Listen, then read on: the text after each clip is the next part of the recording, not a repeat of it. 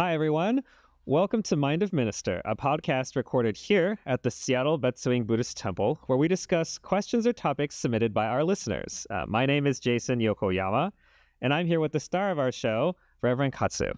Hi, everyone. So this is our first episode that we've recorded in a long time because we've been very busy at the temple. And for those of you that are watching on YouTube, you can see that we're actually back inside the temple building. Yeah. So up until a month ago? Yeah, from September, we started using the gym. Yeah, before then, we were in a building out back. That's also where we were hosting and recording all of our Mind of Minister podcasts. But now it's very exciting that we're back here. We're in the dining room of our temple right now. And so we apologize for lack of episodes because we've been busy getting back up to speed here in our building. But we are very excited that we have some new questions that people have submitted to the podcast. Yeah, thank you for your questions.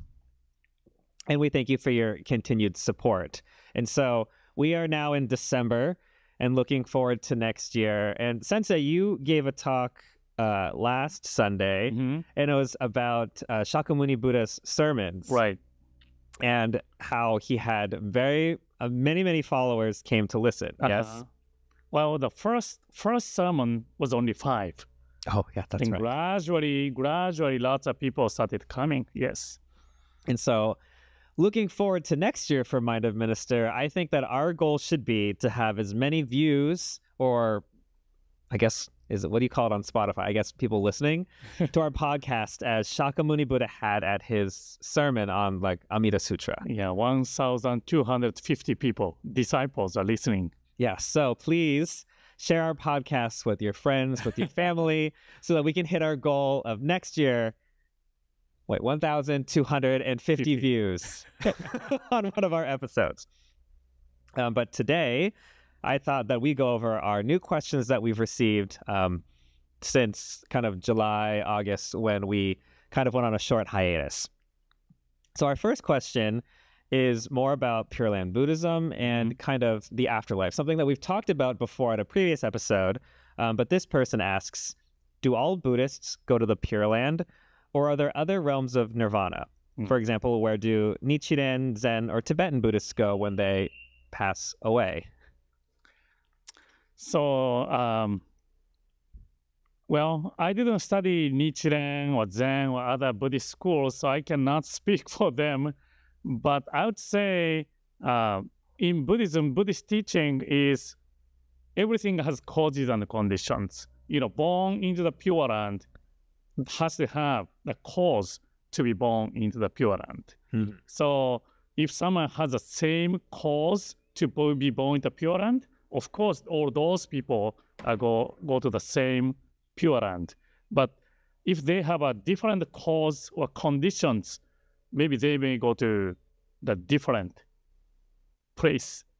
If I have a Mariners tickets, I can go to Mariners game, but I cannot go to the Dodger Stadium, right? Yeah, I can only go to the Mariners game. So maybe if I, have a kind of tickets to go to the Amida Buddha's Pure Land, those who have the tickets to Amida Buddha's Pure Land all go to the same place. But our teaching is saying everyone can get these tickets. All of us, without exception, can get these tickets to be going to the Pure Land. So those who has the cause or tickets to go into the Pure Land are going to the same Pure Land. I see. Yeah. And I do think in reading the question, I might have skipped over something. So for maybe our new listeners or people just joining in, can you explain what nirvana is? So nirvana is a state of enlightenment. So I would say no greed, anger, or sufferings. No greed, anger, or ignorance. Everything is really, really quiet, really calm. That state of enlightenment. Yeah, that's we call nirvana. Okay. Because I think, besides being a very famous band, yeah, I guess in some ways, would you say that considering nirvana, an afterlife or a heaven, is that something that is relatable, or is it different? I would say different because that's not the place to go. Well, I would say I'm saying the state of the enlightenment. So like Shakyamuni Buddha, he attained enlightenment, the nirvana, at the age of 35. He was still alive. The nirvana for him is not the afterlife. But our teaching, Jodo Shinshu, is saying we are born into the Pure Land. Then after that, we attain enlightenment. So probably each Buddhism has a different understanding of the nirvana. Oh, but in our Jodo Shinshu teaching, it's not really a place you go. It's more of a state of being. Being, yeah. Oh, I yeah. see. Then, yeah, we attain the nirvana, state of nirvana after we are born into Pure Land. After our life ends, then born into Pure Land, that is enlightenment. I got it. So we go throughout our life. We have our ticket to the Pure Land.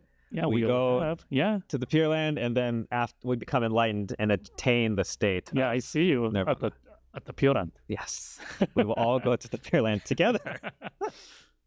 But I guess that was like I think maybe like growing up, or maybe conception that a lot of people have. And like Sensei mentioned, it could be different for other schools of Buddhism, maybe their definition of nirvana, etc. But I think for a long time, I thought like, oh, and like nirvana is similar or like the same. It's just like the same thing as the Pure Land, but it's different. The Pure Land is a place, I guess, we go per se, and nirvana is more a state. Or I don't know if we can say, well, there are so many different ways to understand what the Pure Land is. So sometimes we can understand this as a place. So Pure Land is located in the westward land. So then people think, we are going into the Pure Land means we are going toward the west as a kind of physical place to be born in, but after our life ends. But another understanding is Pure Land is the kind of embodiment of Amida Buddha's kindness, wisdom, compassion. So, if we say kindness, we cannot see, show me your kindness. Oh. We cannot see people's kindness, but through your action, I can feel your kindness, right? So because we cannot understand Amida Buddha's compassion if there is no concrete form. So that's why there is a Pure Land for us to kind of understand or relate Amida Buddha's compassion. So Amida Buddha's, Pure Land is the one aspect, one embodiment of Amida Buddha's compassion. I see. Okay. A little, I think, hard for people to understand. Right, yeah. I guess through more explanation, it's becoming a more clear picture. So reading the sutra, like Amida Sutra or Contemplation Sutra, the larger sutra, those sutras describe the more detail of Amida Buddha's Pure Land.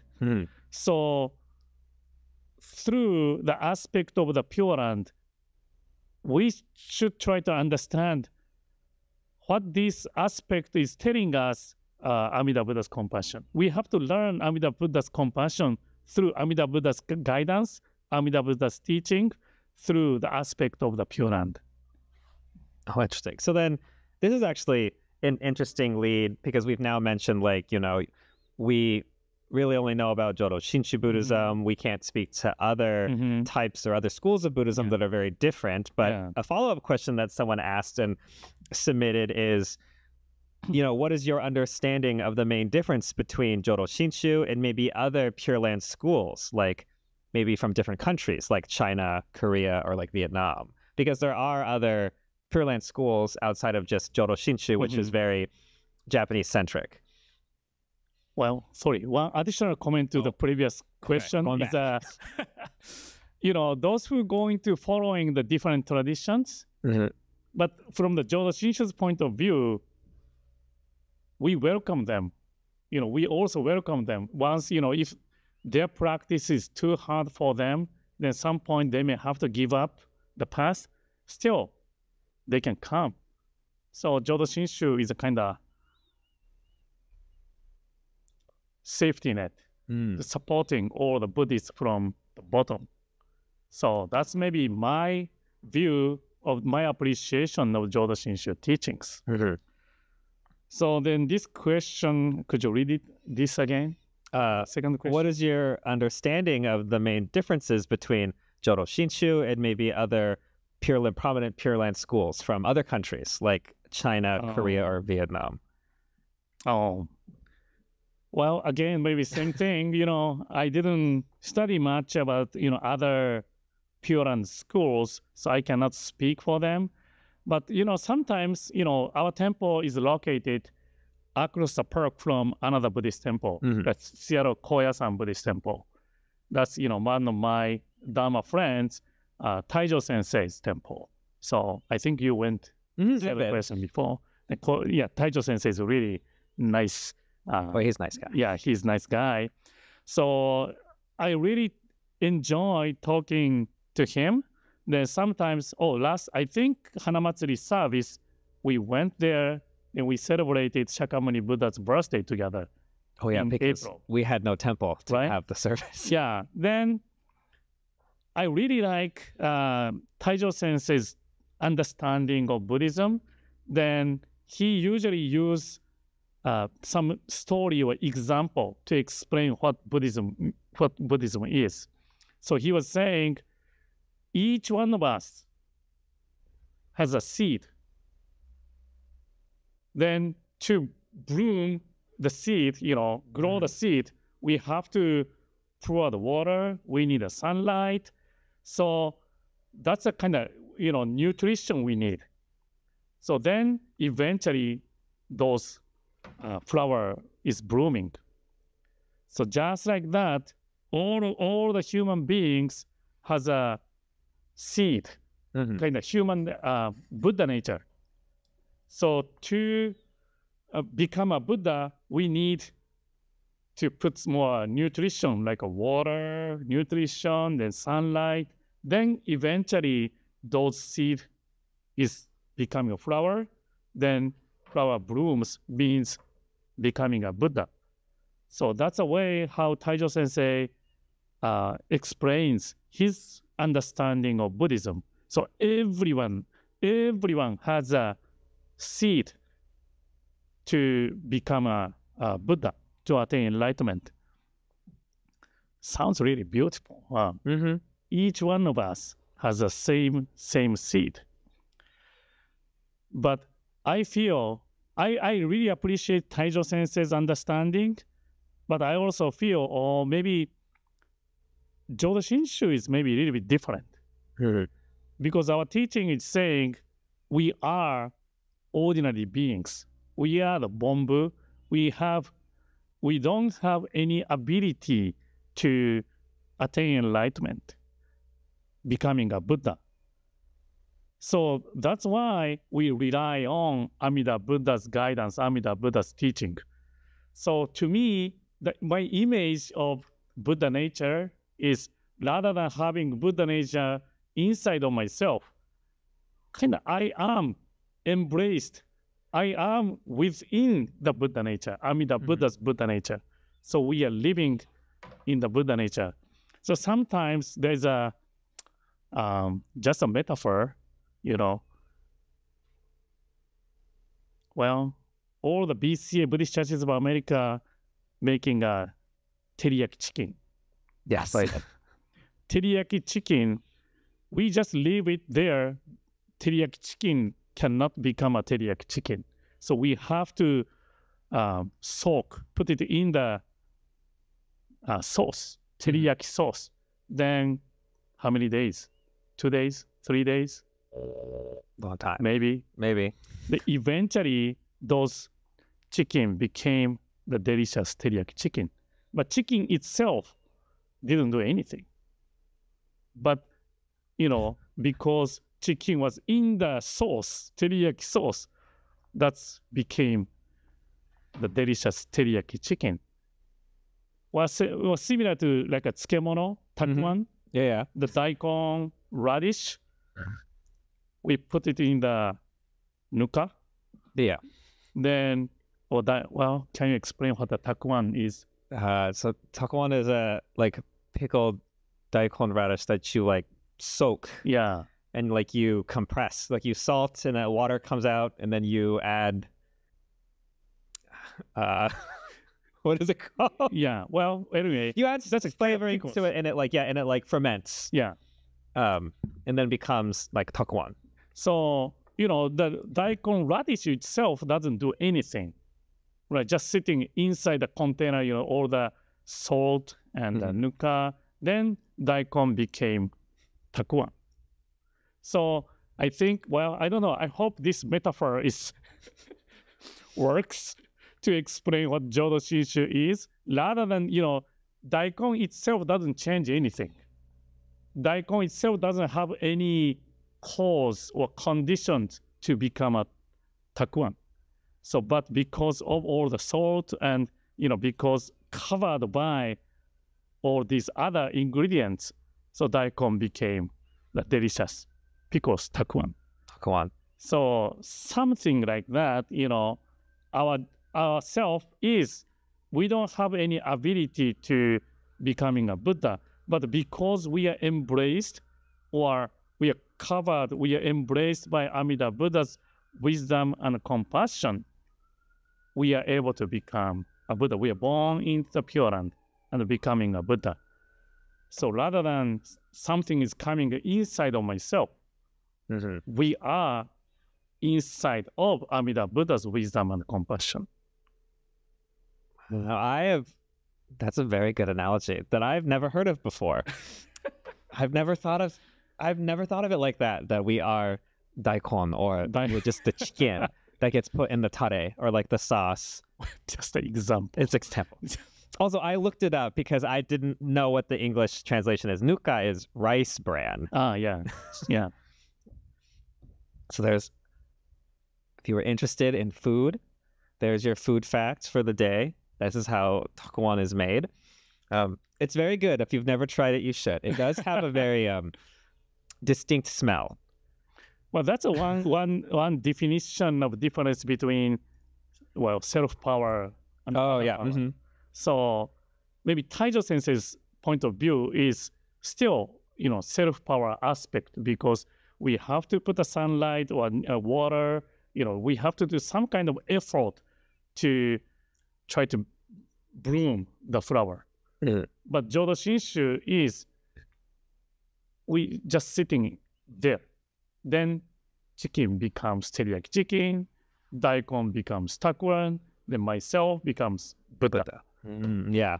And for any of our like listeners, viewers that are in Seattle, I would encourage you to go to Koyo-san Temple and experience services there. I mean, you can also come across the street to our service, and then you can go there and compare, because it's very different, because that Koyo-san Shingon Buddhism is a form of like esoteric Buddhism, and so there's a lot of ritual. It very much, I think, is self-power, as you've described, Sensei, because there's a lot of mantras that you're repeating. There's a lot of like very heavy ritual that's performed that Taijo Sensei performs while he's having service, and it's like a Goma fire ritual. Then they also offer the meditation.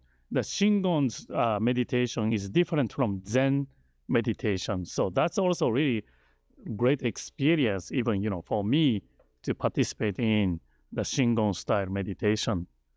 Yeah. Yes. And their back meditation room it's very beautiful. Nice. Yeah. It's really nice. Yeah. It's a really nice place. So I highly would encourage people, like there's other, I think, Koyo-san temples, if you're not located in Seattle. In Los Angeles, maybe. And so if you're Hawaii, if you're there, I would encourage you to seek out and experience a different type of Buddhism.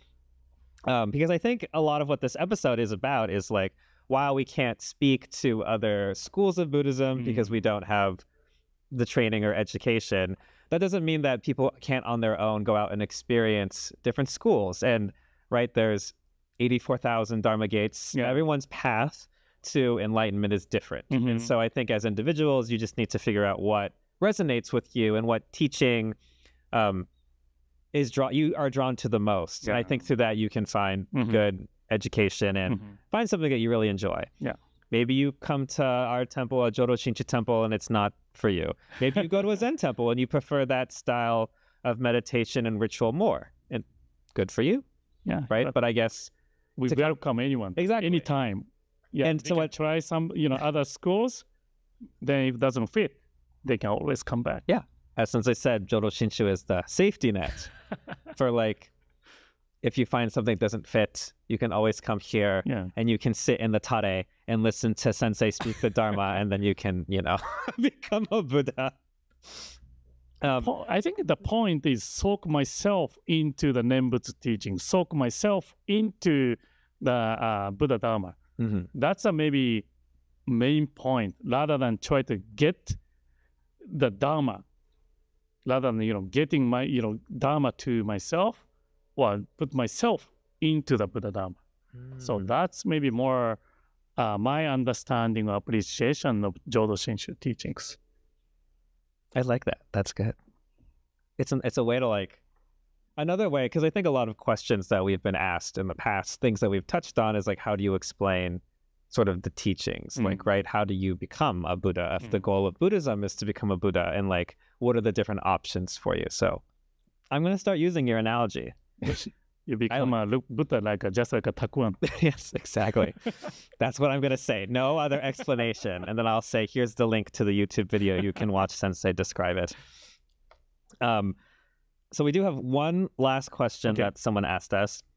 And I think I understand what's being asked, but I inserted the question just like it was written, which is, as we've talked about a lot today, especially, Jodo Shinshu Buddhism welcomes everyone and is not judgmental. If people who claim to be Buddhist but do not embrace the teachings in their daily lives, I guess if there are people, how can Buddhism reach their consciousness and enact personal change? So I guess what I think it's asking is, it's hard. Like, we welcome everybody, it's judgmental, but I guess sometimes it's hard. So how can we use the teachings to reflect on that? Maybe?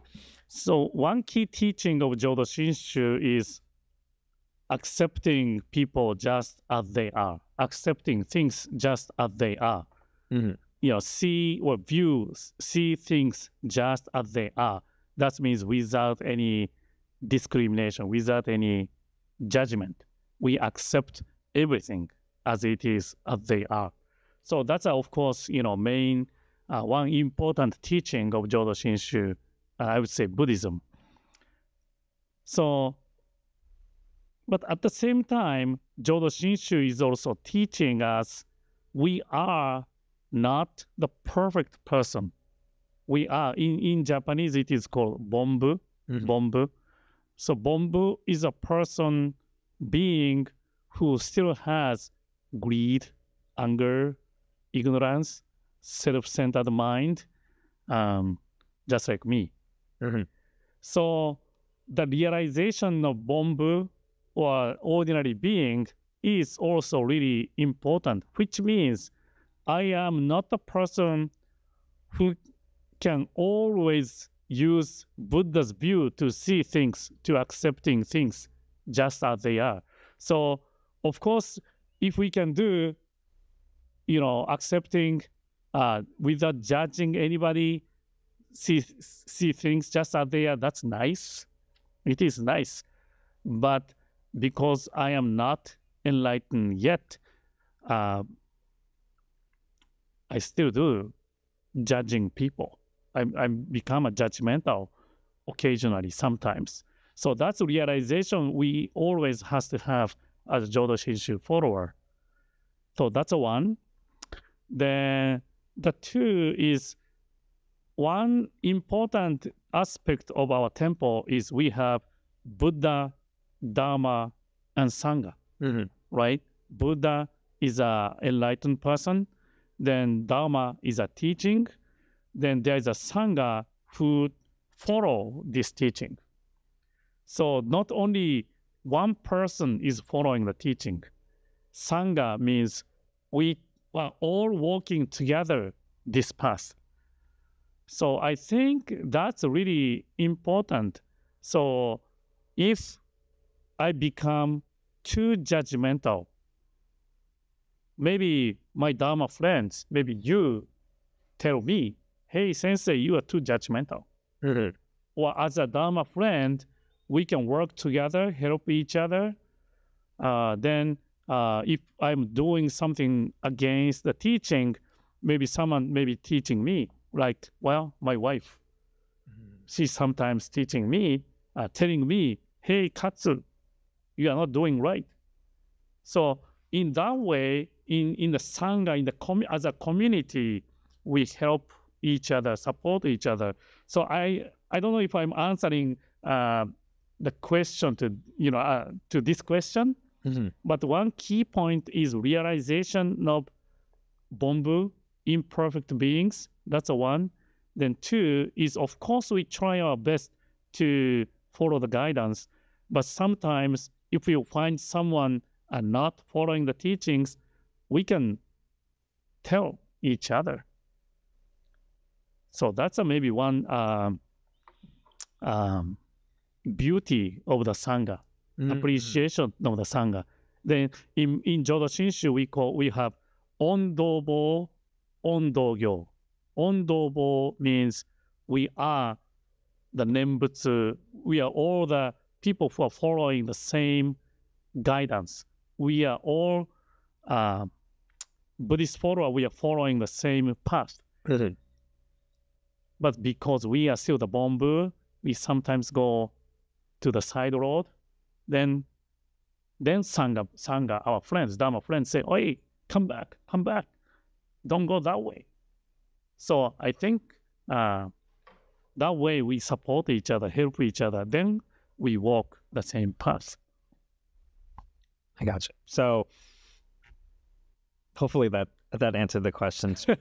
But like in part of like valuable lessons, which is we work and help each other. So I guess let's say we notice someone that maybe is not embracing the teachings or like maybe is being judgmental. So your recommendation is that we kindly remind them or tell them. Yes. So one is to have a good friend. Good friend means person who can correct me. That's good friend. So that's an important things. Then two is maybe keep listening. Yeah, Jodo Shinshu, listening is one important teachings. So we keep listen to the teaching, listen to the guidance, and having a self-reflection. So we keep doing it. So that's, I think, key. Yeah, we have to sit in the nuka for a long time. Yeah, to become takuan. But I think you bring up very good points, and I think that like community and collectively helping each other is something that we should be focusing on, right? As Sensei mentioned, there's Buddha, Dharma, and Sangha, which in Buddhism are considered the three treasures. Yeah. Something that we talk about and recite in many of our services, and things that we appreciate. Buddha, the teacher, Dharma, the teachings, and then Sangha, our community of us working together to help each other. Yeah. And so I'm sorry for whoever asked that question if we did not directly answer it correctly, but I hope that you found meaning in these answers and things that you can reflect on and perhaps promote change in your community. But I do think that's all the time we have today. Thank you, Sensei, as well as our producer, Alex, who is always here running our cameras, helping with our sound. And once again, thank you to all of our listeners that have joined in and, of course, submitted our new questions. We have even more questions that we can answer in future episodes, but please, if you have any questions for Sensei, follow-up questions on any of the episodes, please don't be afraid to submit them. It may take us a while to get through them all and have episodes, but our goal is to get through all of them as fast as we can. And additionally, please help us work towards our new Mind of Minister 2025 goal of having as many viewers as Shakyamuni Buddha had at his Amida sermon. So 1,250. Yes, it's a lot, but I'm very hopeful. I think we can make it. So thank you for turning in and listening to this episode. If you want to look at any of our past episodes or learn more about our temple, please visit our temple website, or you can see any of Sensei's talks on YouTube. And once again, I'm Jason. I'm Reverend Katsu. And thank you for tuning in.